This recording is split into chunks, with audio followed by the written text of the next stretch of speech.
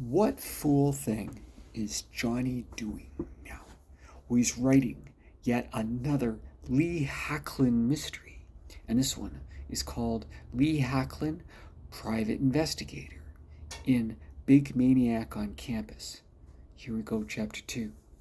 Our parents are dyed-in-the-wool hippies. They never left Woodstock. They've never had to work a day in their lives. Our grandmother wrote a Harlequin romance, a bestseller, that was made into an ABC Friday night movie. Sorry, I'm rambling. Her name was Susan Bernard. She was a middle-aged history teacher at Betsy Ross High School in Battery Park City. Her son Dylan, 16, was murdered last September. He was president of the student council, captain of the football team, and a straight-A student. Billy Joel wasn't kidding around. Only the good die young. Dylan wasn't the only victim at Ross High this year. Natalie Harris and Quinn McKay, also 16, were taken from the corporeal realm the same day Dylan was, shot in the back. Sitting next to Susan was her sister Enid. She was a little older than Susan, a little wider, and a lot louder.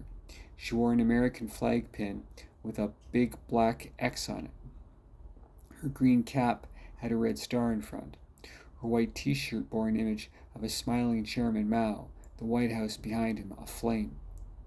Her hair was black and greasy, and her eyes were burning with fiery hate. You men and your guns, your manhood compensators. This is the only country in the world where anyone can buy a gun like it's no different than a loaf of bread. A new global order is on the horizon, Hacklin. Your kind is on the endangered species list. I opened one of my desk drawers and fished out a bag of chocolate chip cookies. My mother made these. Would either of you like one? Susan helped herself. Enid eyed them covetously, but said, I'd rather eat my own poop. Not safe for work. It'd probably taste better anyway. Susan leaned towards her and said, You're making a fool out of yourself, Enid. You're the fool, Susan. This man creature, the worst type of human being there is, a vain, murderous, self-serving narcissist who leaves nothing in his wake but death and misery. I opened the bag and munched on a cookie. Are you sure you don't want one, Enid? They're good. She grabbed the bag and threw it out the window. Susan screamed, Enid! Mom and Dad dote on you. Meanwhile, you make snide remarks behind their backs. They love you all the same, Enid. Don't make me laugh. I said, There's a first time for everything, Enid. She left my office,